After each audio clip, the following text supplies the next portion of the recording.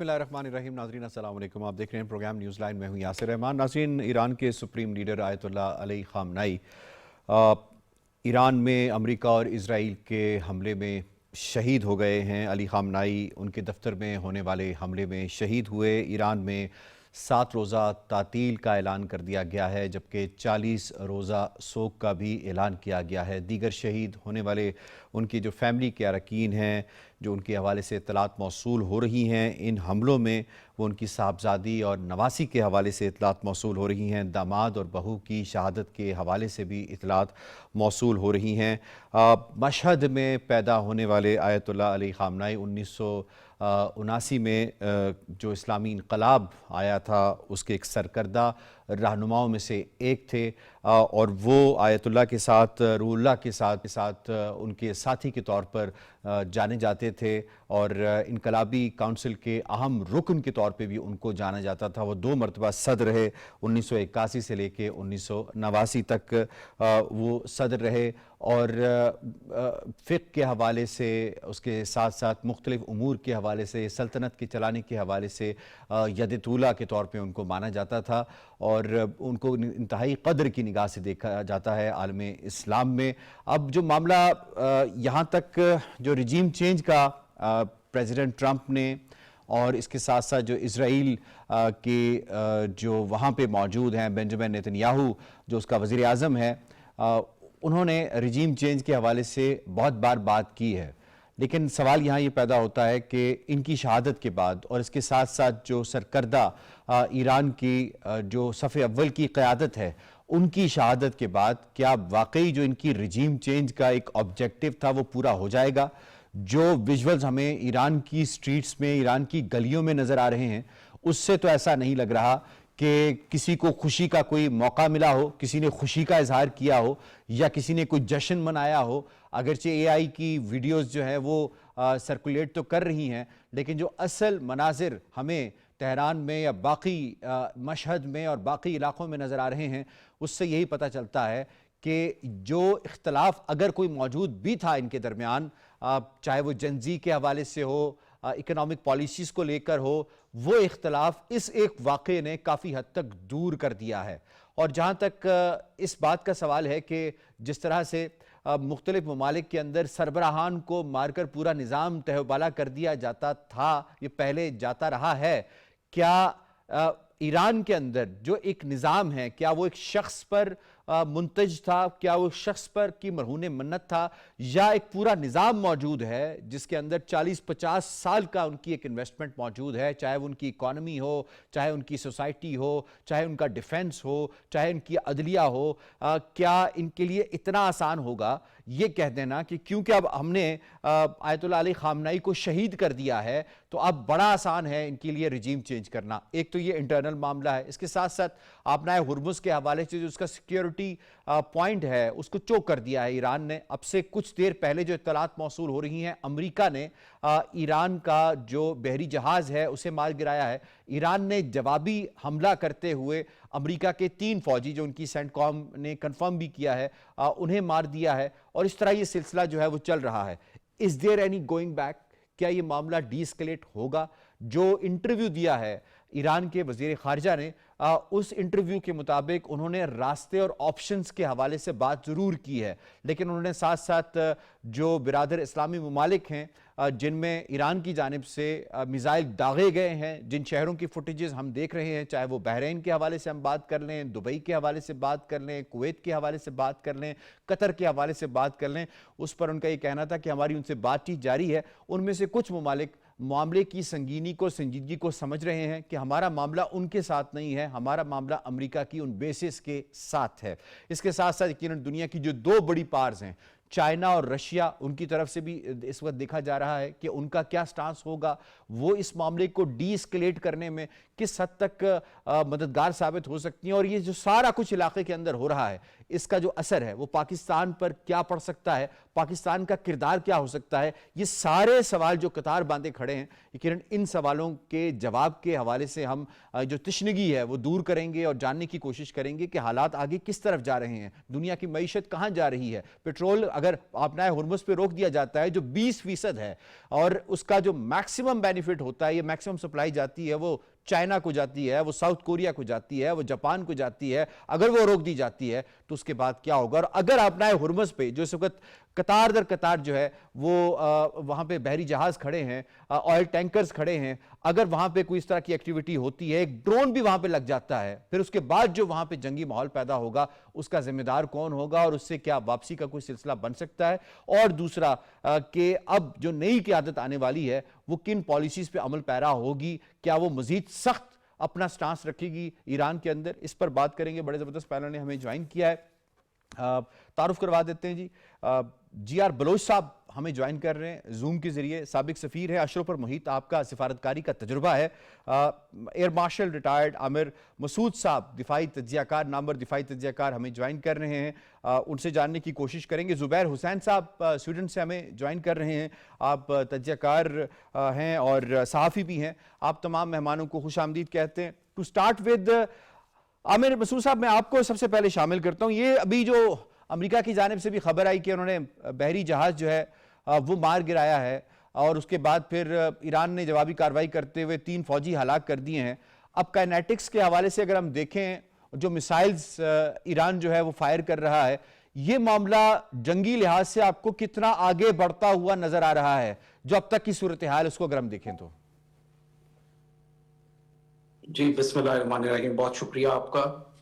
देखिए, ये जो ईरान की जंग है ये उन तमाम जंगों से बहुत मुख्तलिफ होगी जो अभी तक इसराइल ने की हैं तमाम मिडल ईस्टर्न कंट्रीज़ के साथ, चाहे वो इराक था या वो सीरिया या फिर लिबिया, किसी भी मुल्क में, लेबनान वगैरह में जितने उन्होंने हमले किए, वो रेजिस्टेंस इन्हें नहीं मिली जो इन्हें इधर मिलेगी। और उसका एक थोड़ा सी एग्जांपल जो थी वो इन्होंने 12 दिन की जो जंग हुई ईरान के साथ उसमें भी इन्होंने देखी। तो ये काफ़ी लिहाज से मुख्तलिफ इस वजह से भी है क्योंकि ये जंग ना सिर्फ लैंड पे लड़ी जा रही है, हवा में लड़ी जा रही है, बल्कि ये समुंदर की तरफ से भी जंग हो रही है और ये कंटिन्यू रहेगी। और दूसरा, इसका जो इकोनॉमिक एस्पेक्ट्स हैं वो बहुत इंपॉर्टेंट हैं और उसका बहुत गहरा असर होगा आने वाले दिनों में, और उसका असर होना शुरू हो चुका है एज कम्पेयर टू जितनी भी जंगें अभी तक मिडल ईस्ट में हुई हैं। और लास्टली, इसका जो मिलिट्री एस्पेक्ट है और रेजिस्टेंस है वो भी उन्हें बहुत मुख्तलिफ मिलेगी जो अभी तक उन्होंने देखी है बाकी ममालिक में। उस लिहाज से आप देखें तो आज हमें जब पता चला कि खमीनाई साहब जो इनके सुप्रीम लीडर हैं उनकी वफात हुई, तो उसके जवाब में जितने लोग निकले उस इजहार करने के लिए, गम और गुस्से का इजहार करने के लिए, और हुकूमत के साथ जो अभी एग्जिस्टिंग है उसके यकजहती का इजहार करने के लिए, वो अनप्रेसिडेंटेड था। ना सिर्फ ईरान में बल्कि दुनिया भर के ममालिक में लोग निकले और उन्होंने अपना सिंपैथी का इजहार किया है ईरान के साथ, ईरान की सुप्रीम लीडरशिप के साथ, उनके खानदान के साथ जो लोग मासूम मारे गए। तो जंग की डायमेंशंस बहुत ज्यादा हैं और आप ये बिल्कुल आपने सही बात की कि जो एक बेसिक मकसद है अमेरिका का और इसराइल का वो यही था कि रिजीम चेंज की जाए। लेकिन बैकग्राउंड पे अगर आप देखें तो ये ईरान को ऊपर हमला करना, ये टाइमिंग सेलेक्ट करना, इसके और भी बड़े मुहर्रिकात हैं। पहली चीज ये कि अमेरिका के अंदर बहुत एक वॉइस उठ रही थी ट्रंप के खिलाफ, स्पेशली जब से एप्स्टाइन फाइल्स शुरू हुई हैं, और उससे वो एक अनसर्टेनिटी वाला एलिमेंट बहुत ज्यादा हो गया था, बहुत प्रेशर उसके ऊपर माउंट कर रहा था। और नेतन्याहू का तो सर्वाइवल ही इसी में है कि वो इंस्टेबिलिटी रखे और जंगी माहौल क्रिएट करके रखे, उसी में उसकी बका है। और जो उसके मामलात चल रहे हैं घर में, उसकी वजह से ही वो अभी तक सर्वाइव कर रहा है। और लास्टली, ईरान के पास जितना ऑयल है और जितनी ऑयल रिच कंट्री है, और उसकी 80% एक्सपोर्ट जो है वो चाइना को होती है। तो जिस तरह अमेरिका चोक करना चाह रहा है और एक किस्म का कंट्रोल करना चाह रहा है एनर्जी रिच कंट्रीज के ऊपर, और वो स्पेशली जो कि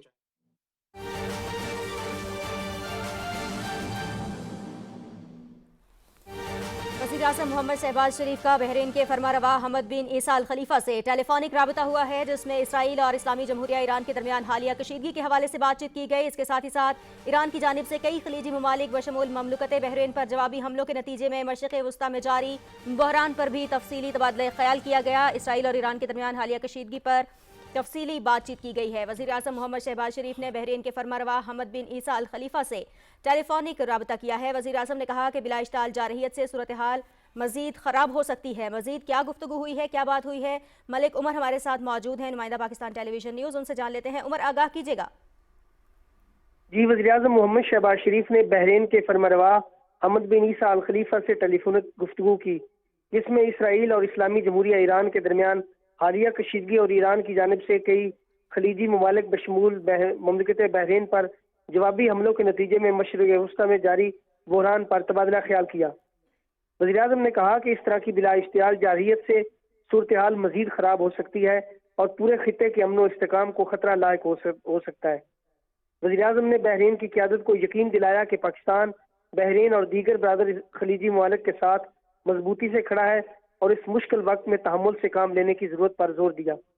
उन्होंने बैनुल-अक़वामी कानून की बालादस्ती को बरकरार रखने की ज़रूरत पर भी जोर दिया और इस बात का इयादा किया कि पाकिस्तान अमन की कोशिशों की हिमायत के लिए हमेशा पुरअज़्म रहेगा और तमाम फ़रीक़ैन पर जोर देगा कि वो सिफारतकारी से बहरान का मुज़ाकराती हल तलाश करें। जी, बहुत शुक्रिया उमर फारूक, तफसील से आप हमें आगाह कर रहे थे। वज़ीर आज़म मोहम्मद शहबाज शरीफ ने बहरीन के फरमारवा हमद बिन ईसा अल खलीफा से टेलीफोनिक गुफ्तगू की। इस गुफ्तगू में इसराइल और इस्लामी जमहूरिया ईरान के दरमियान हालिया कशीदगी पर बातचीत की गई और साथ ही साथ मुश्किल वक्त में तहम्मुल का मुजाहरा करने पर भी वज़ीर आज़म मोहम्मद शहबाज शरीफ ने जोर दिया है। न्यूज़ स्टूडियो से फिल वक्त इतना ही। हर वक्त बार वक्त मिडिल ईस्टर्न कंट्री में जमा किया हुआ है, वो तमाम ममालिक जो हैं वो इस वक्त अमेरिका की और इजराइल की सपोर्ट में हैं और होस्टाइल हैं ईरान की तरफ। तो ईरान फिर भी अभी तक वो खड़ा हुआ है और उसके पास इतना वेपन जरूर है कि वो वक्तन फवक्तन उनको फायर करके अमेरिका और अमेरिका के एलाइज जो मौजूद है और इजराइल के ऊपर कोई ज़रब लगा सके, और वो लगा रहा है। तो उसका इफेक्ट बहुत होगा, बहुत इंड्यूरिंग इफेक्ट होगा। और ये डीएस्केलेट करने की जो ऑप्शन है वो इस वक्त अमेरिका और इजराइल के पास है। ईरान जो है इस वक्त इज फेसिंग एग्रेशन और उसने उसको रिटेलिएट करना है और उसने अपनी एक सर्वाइवल या बका की जंग जो है वो लड़नी है। और उस लिहाज से अगर आप देखा जाए तो ये एयरक्राफ्ट कैरियर जो हैं अब एक पुरानी मतलब उस एक किस्म का हो गया है मामला कि ऐसे मिसाइल्स मौजूद हैं और चाइनीज के पास मौजूद हैं, जिनके साथ अमेरिका की ईरान की स्ट्रेटेजिक पार्टनरशिप है। ठीक, रशिया के मैं उस पास तरफ भी आता हूँ, मैं उस तरफ भी आता हूँ। वो बिल्कुल आपका उसको पॉइंट है कि इन्वेस्ट कर डियर बलोच साहब, मैं आपको इसमें इन्वॉल्व करूंगा। फरमाइएगा कि लग ये रहा था 3 दिन पहले की बात है कि ओमान की जानिब से अच्छी खबरें आ रही थी। आपको क्या लगता है ये दूसरी मर्तबा हुआ है कि ओमान को क्या स्केपगोट के तौर पे इस्तेमाल किया गया, टाइम बाय करने के लिए इस्तेमाल किया गया, और अचानक से हमने देखा कि एक तरफ टॉक हो रही है, दूसरी तरफ से हमला कर दिया जाता है और कंबाइंड हमला कर दिया जाता है, और फिर पहले बच्चियों का स्कूल, बच्चियों की शहादत, और उसके बाद फिर हम देखते हैं कि जो सुप्रीम लीडर हैं उनको एलिमिनेट कर दिया जाता है। तो जो सफारती हल की तरफ एक उम्मीद जो बंध गई थी कि शायद कुछ मामला हो जाएगा, और ईरान ने ऑप्शंस भी टेबल पे रखे थे कि हम इन चीज़ों के ऊपर आपसे इत्तफाक कर सकते हैं और मान सकते हैं, क्या वो महज एक नज़र का धोखा था, एक आई वॉश था? असल मकासद ये थे जो उन्होंने हासिल करने थे, या कुछ और आपको नजर आ रहे हैं? Your take sir. शुक्रिया। आई थिंक इससे पहले कि मैं कोई अपना definitive comment on your question करूं, बेहतर हो कि मैं जूम आउट करूं और हम ये समझने की कोशिश करें और अपने ऑडियंस को भी साथ रखें कि what are we dealing with. अब जो डिक्लेयर्ड उनका वॉर ऑब्जेक्टिव वो बड़ा जाहिर हो गया, जो स्टेटमेंट थी प्रेसिडेंट ट्रंप की और जो स्टेटमेंट थी इजरायली प्राइम मिनिस्टर नेतन्याहू की कि हम जो है वो रिजीम चेंज चाहते हैं। अब देखना ये है, मुख्तसर बताऊंगा कि रिजीम चेंज के क्या स्टेजेस होते हैं। The history is a very good, हमारे लिए अच्छा उस्ताद होती है। तो उससे जब सबक लेते हैं, इराक में क्या हुआ, सीरिया में क्या हुआ, लिबिया में क्या हुआ, तो हमें 4 या 5 स्टेप नजर आते हैं। फिर उससे हमें डिसाइफर होना आसान होगा इस सिचुएशन को, और कुछ कह सकेंगे अंदाजन कि अब होने वाला क्या है। तो पहला काम जब वो करते हैं, ऐलान करते हैं कि जी हमने करना है, तो वो पहले डिकैपिटेशन ऑफ द लीडरशिप करते हैं कि जो टॉप लीडरशिप है उसको खत्म कर देते हैं, ताकि जो ایک ہیرارکی جو ہے وہاں پہ ایک ڈسٹربنس آئے اور وہ ڈیسیشن میکنگ جس لیول پہ ہو رہی تھی اس میں ڈسٹربٹ کرتے ہیں. تو پہلا میرے خیال میں سنڈے کو جو ان کا حملہ تھا directly on the leadership was the first stage of the regime change doctrine, اور وہ ہے decapitation of the leadership. اس کے بعد سیکنڈ جو کہ مرحلہ مجھے نظر آ رہا ہے جس میں وہ جو ان کے اسٹریٹجک ایسٹس ہیں ان کو ختم کریں، لیکن اس سے پہلے یا اس کے ساتھ ہی ڈسرپشن آف کمیونیکیشن. میں یہ دیکھ رہا ہوں کہ بہت بڑا سائبر اٹیک یا بہت بڑا ایسا بمبارڈمنٹ ہوگی جس میں جو ان کے انٹرنل کمیونیکیشن کے جو سسٹمز ہیں ان کو کر دیں گے تاکہ as a state organ paralyze ہو جائے، اور ساتھ ساتھ وہی چیز وہ ان کے آرم فورسز کے لیے بھی کریں گے. اس کے بعد وہ پھر جو اسٹریٹجک ایسٹس ہیں، فار ایگزامپل جو باڈی آفٹر کمیونیکیشن ختم ہو گیا پیرالائز ہوگی ان کے خیال میں، تو پھر وہ جو بہت بڑے اسٹریٹجک ایسٹس ہیں جس میں میزائل فیکٹریز ہیں، ایمونیشن کے بنانے ہیں، لیبارٹریز ہیں، تو وہ جو بڑا جو ان کا ایسٹس ہے اس کو، اور میرے خیال ہے جہاز جو انہوں نے ڈبویا ہے is also part of that destruction of strategic assets of the enemy. پھر اب تیسرا جو چوتھا مرحلہ یہ ہوتا ہے کہ جو ایک اپوزیشن کہیں بٹھا رکھی ہوتی ہے انہوں نے، اور ہمیں پتہ ہے کہ there are some maybe تھوڑے کم تعداد میں ہیں لیکن there are some communities which have been also dealt with harshly by the regime in Iran. تو وہ ایک لحاظ سے ونربل ہے کہ ایسا کوئی موقع ان کو ملے کہ وہ بھی اپنی ایکسپریشن جو کی ہے، اپنی ایسپریشنز اس کو آگے بڑھا سکے. تو یہ پاسبل ہے کہ وہ ریگ ٹیگ جو بھی ہوگی اپوزیشن اس کو کہیں پہ پراپ اپ کیا جائے گا، جس طرح کردس کو. اچھا ایکسلنسی، آپ نے یہ جو پوائنٹ بتائے، مازک سوری ٹو کٹ یو، یہاں پہ آپ نے بات کی، آپ نے عراق کی بات کی، میں ایک سیکنڈ لوں گا صرف آپ سے. آپ نے عراق کی بات کی، آپ نے لیبیا کی بات کی، آپ نے سیریا کی بات کی، اور آپ نے ایک سسٹمیٹک جو ان کا طریقہ کار رہا ہے اس کی بات کی. لیکن ڈونٹ یو تھنک کہ عراق، لیبیا، سیریا سے ایران بہت مختلف ہے؟ ایران کے اندر جو نظام ہے وہ ایک شخصیت پر منتج نہیں ہے، ایک شخصیت کا منہور منت نہیں ہے، بلکہ ان کے پیچھے بیک اپ موجود ہے. ان کے پیچھے 40-50 سال کی ایک پورا کا پورا انہوں نے ایک نظام کریٹ کیا ہوا ہے. پاسداران انقلاب ان کی ایک ریگولر فوج تو نہیں ہے، وہ تو ان کی ایک انقلابی انہوں نے اپنا ایک سسٹم بنایا ہوا تاکہ اپنی نظریات کو جو ہے وہ اس کی حفاظت کر سکیں. تو کتنا فرق ہے یہاں پہ جو آپ کہہ رہے ہیں؟ میں فرق پہ آؤں گا اینڈ میں، جبکہ میں آخری اپنا نقطہ دے دوں کہ اس کے بعد پھر وہ ریگ ٹیگ ہوتا ہے، اور اس کے بعد پھر آپ وہ یہ ایکسپیکٹ کرتے ہیں کہ وہ اسٹیٹ کو اتنا پیرالائز کر دیں گے. عام آدمی پھر ان نعروں کو بھول جاتا ہے اور اپنے نان نفسے کی اور اپنی سروائیول کی جنگ لڑتا ہے. اس میں پھر اگر وہ کوئی دیکھتا ہے this is what exactly is the response to what you're saying.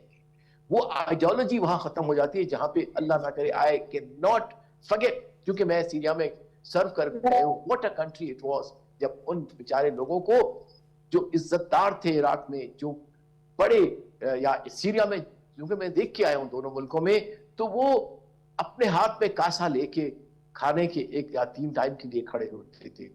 تو مجھے بہت خطرہ نظر آ رہا ہے، بہت خطرہ نظر آ رہا ہے. ہمیں اس کو اوور ایمفیسائز نہیں کرنا چاہیے. یس، ایران از ناٹ عراق، لیکن دیکھیے ہیومن انڈیورنس کی بھی ایک حد ہوتی، اور یہ قوم 50 سال سے لڑ رہی ہے، حالات جنگ میں ہے، اب ایکچوئل جنگ ہے. اب اس میں پرابلم یہ ہے کہ جو اسٹیٹمنٹس کا ذکر آپ نے کیا اور میں نے بھی سنی فورن منسٹر کی، وہ تو بڑا ظاہر ہے کہ they want to rather fall fighting than fall otherwise. تو اب جب آپ ڈٹرمنڈ ہو جائیں جو آپ کی لیڈرشپ ہے، تو اس کا مطلب یہ ہے کہ they want to go to the last end، کیونکہ گفتگو کے لحاظ سے، نیگوسیشن کے لحاظ سے آخری حد تک چلے گئے.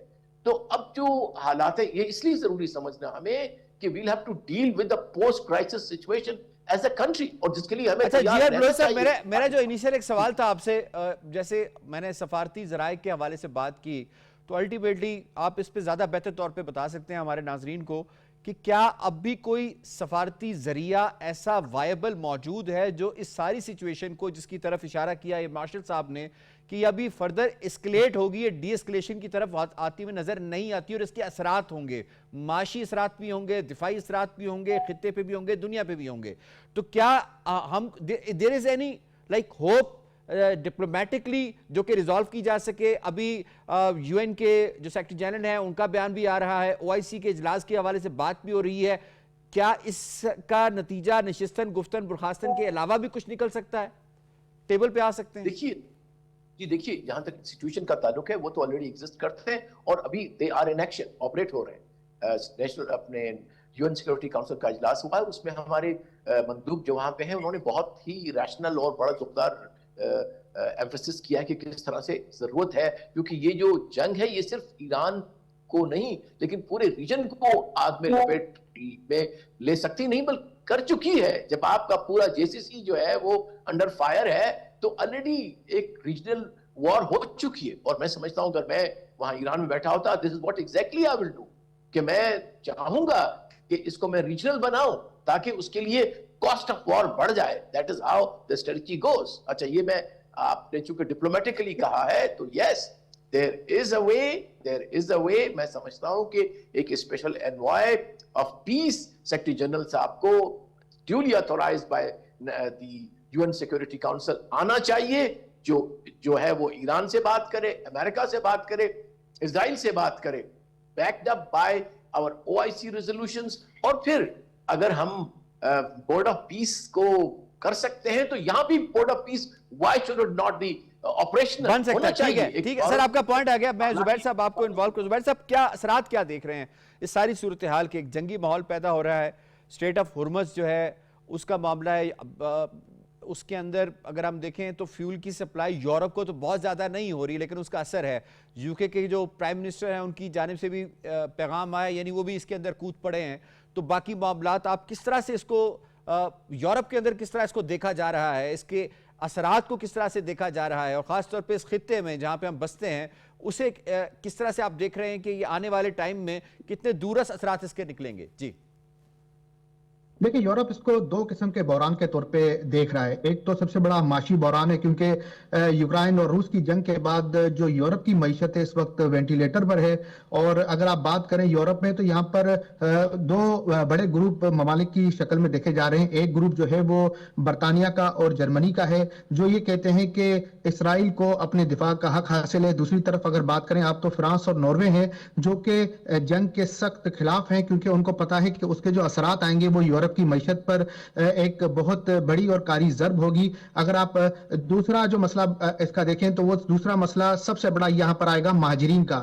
2015 کے ریفیوجی کرائسس کے بعد یورپ کے جو حالات ہوئے اس کے بعد یورپ اب اس پوزیشن میں نہیں ہے کہ وہ کسی قسم کے ریفیوجی کرائسس کو برداشت کرے. اگر آپ خطے کی اس وقت بات کریں تو مشرق وسطیٰ تقریباً پورا لپیٹ میں آ چکا ہے. آج یہاں پر آپ اگر یورپ کی بات کریں تو ویکینڈ ہے, بہت سے ادارے اس وقت جو ہے فعال نہیں ہے, لیکن کل صبح ہوتے ہی بہت ساری چیزوں کا خلاصہ آ جائے گا. یورپی یونین کا ایک موقف بھی جو ہے وہ بڑے اچھے طریقے سے سامنے آئے گا کہ وہ کیا چاہتے ہیں اور وہ کس طریقے سے اس جنگ کو دیکھتے ہیں. اسٹریٹ آف ہارمز کے بند ہونے کے بعد شاید اتنا کوئی فرق یورپ کو نہ پڑے لیکن یورپ کی معیشت کو پھر بھی ایک دھچکا ہوگا کیونکہ انڈائریکٹلی تو زبیر صاحب پڑھتا ہوا نظر آتا ہے کیونکہ یورپ کی جو میکسیمم امپورٹ ہے وہ چائنا سے ہے, تو الٹیمیٹلی جب چائنا کو امپیکٹ پڑے گا تو پھر یورپ کو تو پڑے گا.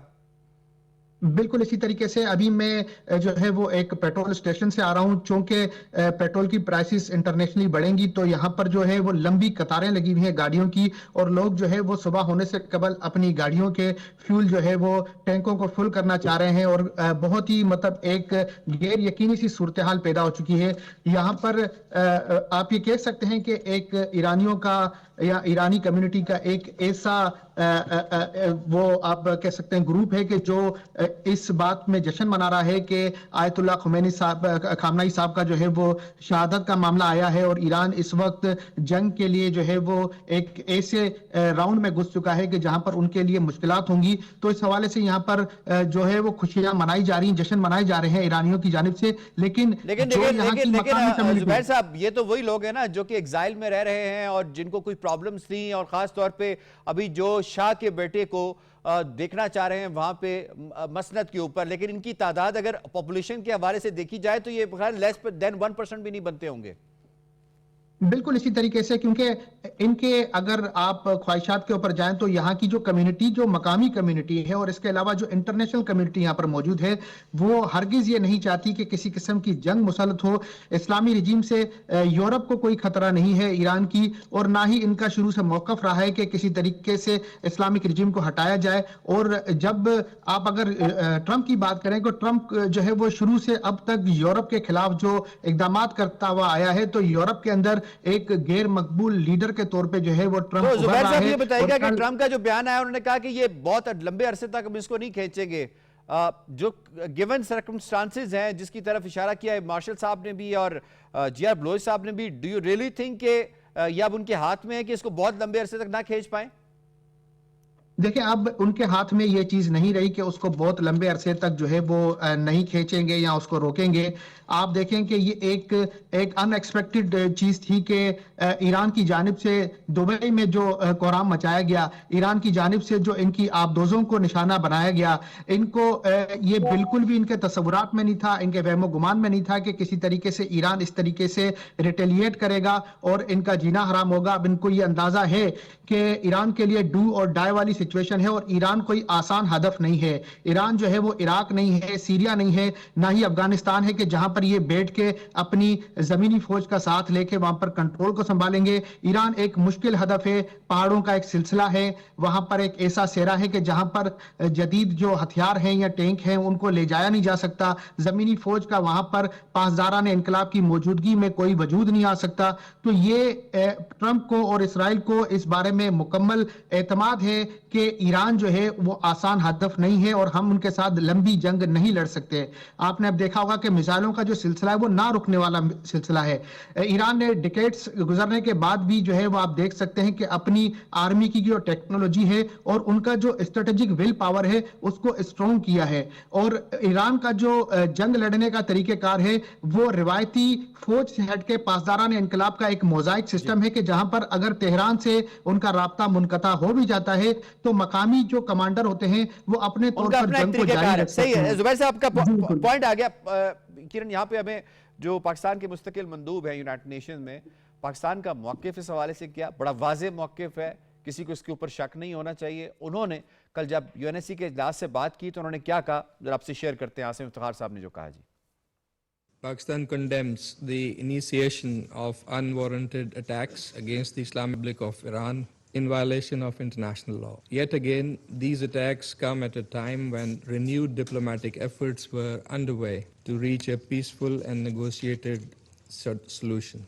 Such a course of action will undermine the peace and stability of the entire region with far-reaching consequences. Pakistan also condemns the attacks against the Kingdom of Saudi Arabia, Bahrain, Jordan, Kuwait, Qatar, and the United Arab Emirates, and stands in solidarity with all these brotherly countries and underscores the need to exercise maximum restraint. Iran ने पाकिस्तान के इस मौक़िफ़ के ऊपर क्या कहा, जरा आपको ये भी शेयर करते हैं।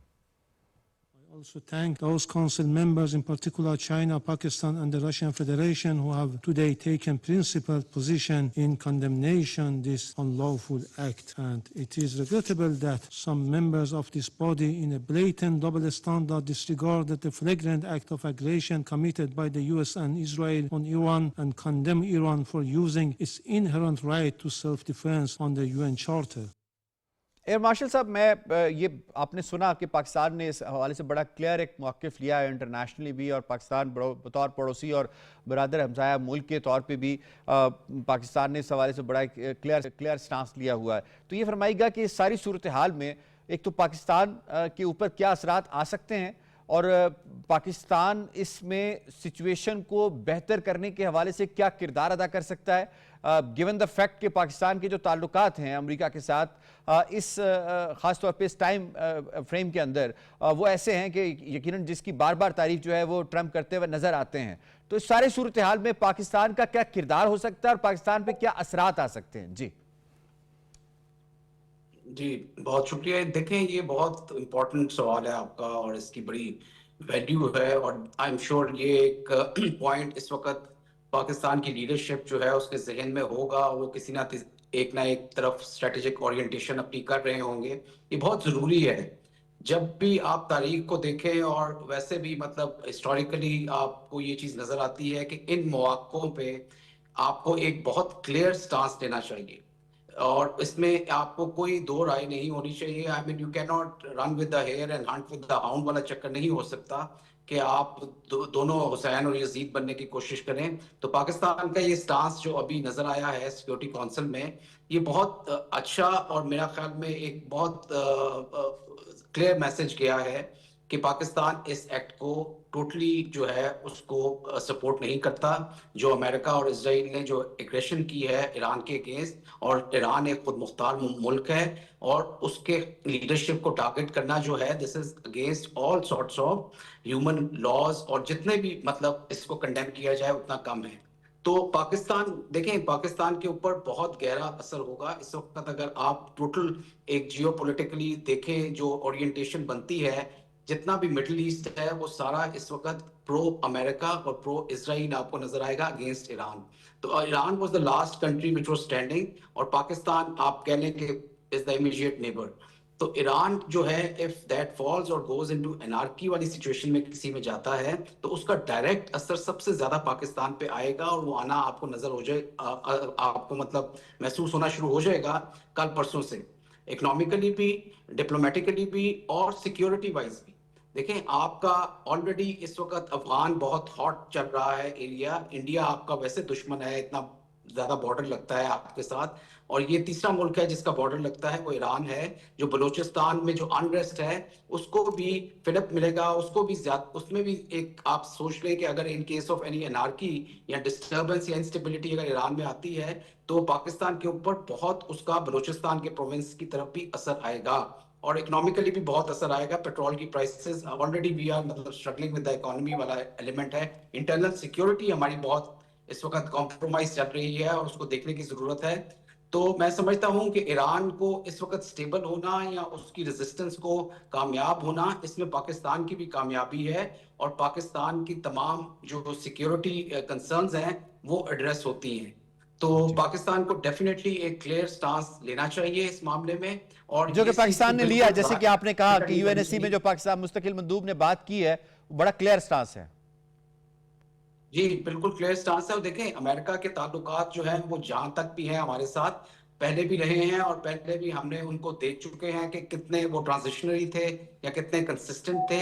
हमें इस वक्त अपनी फॉरेन पॉलिसी की ओरिएंटेशन को अपने इंटरेस्ट के लिहाज से देखना चाहिए। सही। और एक बहुत क्लियर मैसेज, बड़ा इंपॉर्टेंट पॉइंट है ये। मैं ये बात जीआर बलोच साहब आपकी तरफ लेके जाऊंगा। शॉर्टली जरा बताइएगा कि अभी जिस सारी कंडीशन के अंदर पाकिस्तान के पास क्या क्या ऐसे ऑप्शंस मौजूद हैं जो पाकिस्तान पॉजिटिवली प्ले कर सकता है, चाहे वो ओआईसी हो, यूएनएससी के अंदर जिस तरह से हमने देखा जो पाकिस्तान अपना किरदार अदा करते हुए सिचुएशन को बेहतरी की तरफ लेकर जा सकता है। जी शुक्रिया। देखिए, हम जब डिप्लोमेसी को प्रैक्टिस करते हैं ऑन ग्राउंड तो हमारे पास कोई कंपस होता है, and we call it moral compass. उस मॉरल कंपस के 3 कंपोनेंट्स होते हैं। एक होता है इंटरनेशनल कानून, मोरालिटी, इंसानियत, और चौथा अपना इंटरेस्ट। तो मैं समझता हूँ पाकिस्तान इन तमाम चारों एलिमेंट्स को मलहूज़े खातर रख के, अब चूंकि मैं 35 साल रहा हूं तो ये मैं आपको अश्योर करा दूं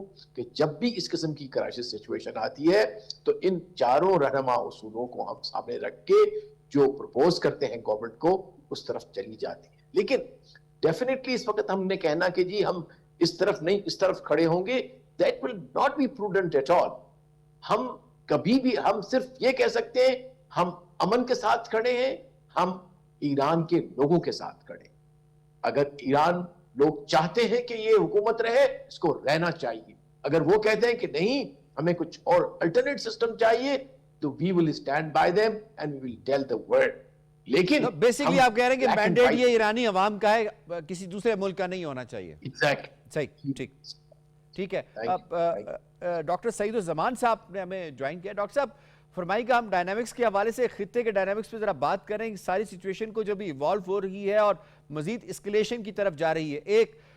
एक अरसे तक मिडल ईस्ट के अंदर अमेरिका को एक सिक्योरिटी गारंटर के तौर पर देखा जाता था। अब जिस तरह का मामला कल परसों से हम देख रहे हैं کہ ایران نے یقین جواب دیا ہے اور اس کے اثرات بھی ہم مڈل ایسٹ کی کنٹریز اور ان شہروں کے اوپر ہمیں نظر آ رہے ہیں. کس حد تک اس بات کی تصدیق ہو چکی ہے کہ کوئی دوسرا ملک آپ کو آ کے سیکیورٹی پرووائڈ نہیں کر سکتا, بلکہ وہ ہو سکتا ہے آپ کے لیے زیادہ سیکیورٹی کے مسائل پیدا کر سکے؟ اور دوسرا پوائنٹ یہاں پہ ذرا یہ بھی فرما دیجیے گا, انڈیا اس وقت بڑی بغلیں بجا رہا ہے کہ ہم تو اس سارے معاملے سے دور ہیں, ہمارے پر کوئی اثرات نہیں آ رہے. Is it so? Your point sir. Yasir Sahab بہت شکریہ لائن پہ لینے کے لیے. دیکھیے ایک چیز ہم سب کو سمجھنی ہے, اسرائیل نے ایران پہ اٹیک کیا, ایران نے ریٹیلیٹری اسٹرائک کی پہلے اسرائیل پہ, پھر اس کے بعد انہوں نے ایران نے امریکن ملٹری انسٹالیشنز کو گلف کنٹریز میں, جو ہم جانتے ہیں کہ سعودی عربیہ, یو اے ای, بحرین اور باقی ریاستوں میں امریکن ملٹری انسٹالیشنز کو ٹارگٹ کیا. اب جو ایرانین پرسپیکٹو ہے اور ایران کے جو فورن منسٹر ہیں, انہوں نے اپنے کاؤنٹر پارٹ سے جو گلف اور عرب کنٹریز ہیں ان کو انہوں نے بولا کہ بھائی یہ ٹارگٹ جو ہم نے کیا ہے امریکن ملٹری انسٹالیشنز کو کیا ہے. جی ڈاکٹر صاحب ہم اس پہ بات کر چکے ہیں, ہم صرف یہ کہہ رہے ہیں کہ جو ایک سیکیورٹی گارنٹر کے طور پہ امریکہ کو دیکھا جاتا تھا اس خطے کے حوالے سے, کس حد تک وہ مس ٹوٹ چکی ہوئی اب؟ میرے خیال سے وہ میرا نہیں خیال کہ وہ مس ٹوٹ چکی ہے. ریزن میں وہی اسٹیبلش کرنا چاہ رہا ہوں کہ جب ایران نے, اب آپ دیکھیے صورتحال کتنی خطرناک ہے, ایران نے جب ان گلف کنٹریز پہ ریٹیلیٹری اسٹرائک کی اور یہی عرب کنٹریز اب ایران کی مخالف ہو رہی ہیں, آپ دیکھیے کہ اگر ان کی طرف سے کوئی اس طرح کا اقدام ہوگا تو خطہ کس طرف جائے گا. لوگ سمجھتے ہیں کہ شاید جنگ عظیم, تیسری جنگ عظیم نہیں ہو سکتی 21st سینچری میں اگر پورا مڈل ایسٹ یہ سب آپس میں گتھم گتھا ہو گئے اور ایک دوسرے کے خلاف اسٹرائک کرنے لگے, تو کیا یہ ورلڈ وار 3 کا پیش خیمہ نہیں ہوگا؟ یقیناً یہ ہوگا. اور اس میں جو سیکیورٹی گارنٹر کی آپ نے بات کی, دیکھیے اب تک یہ جو گلف کنٹریز ہیں اور عرب کنٹریز ہیں یہ امریکہ کے ساتھ کھڑی ہیں. امریکن ملٹری انسٹالیشن کا وہاں پہ ہونا ہی ان کے لیے. اچھا انڈیا کا جو پوائنٹ ہے, انڈیا کے پوائنٹ پہ بریف ذرا جلدی سے بتا دیجیے گا کہ میں کلوزنگ کی طرف ہم جا رہے ہیں. جی جو انڈیا ہے, دیکھیے اگر کوئی سمجھتا ہے کہ ہم اس تمام تر معاملہ جو ہو رہا ہے, جس طرح سچویشن ایوالو کر رہی ہے پرٹیکولر انڈیا, کہ ہم پہ اس کا کوئی اثر نہیں آئے گا, تو یہ ان کی غلط فہمی ہے. ایران کرائسس سے نہ صرف ریجن بلکہ پوری دنیا کی پولیٹیکل اکانومی ڈسٹرپٹ ہو رہی ہوگی, سپلائی چین متاثر ہو رہا ہوگا. تو اس پہ بغلیں نہیں بجانی چاہیے, بلکہ جو کیاؤس ہے اور ڈسٹرکشن ہے اپنا positive role like Pakistani civilian and military leadership اپنا رول پلے کرنا چاہیے. ٹھیک ہے, آپ کا پوائنٹ آ گیا. I have to wind up جی. مجھے شکریہ ادا کرنا اپنے تمام معزز مہمانوں کا آج کے پروگرام کے حوالے سے تجزیہ تبصرہ آپ نے ملاحظہ کیا. پروگرام نیوز لائن سے اتنا ہی. یاسر رحمان کو دیجیے اجازت. اللہ نگہبان.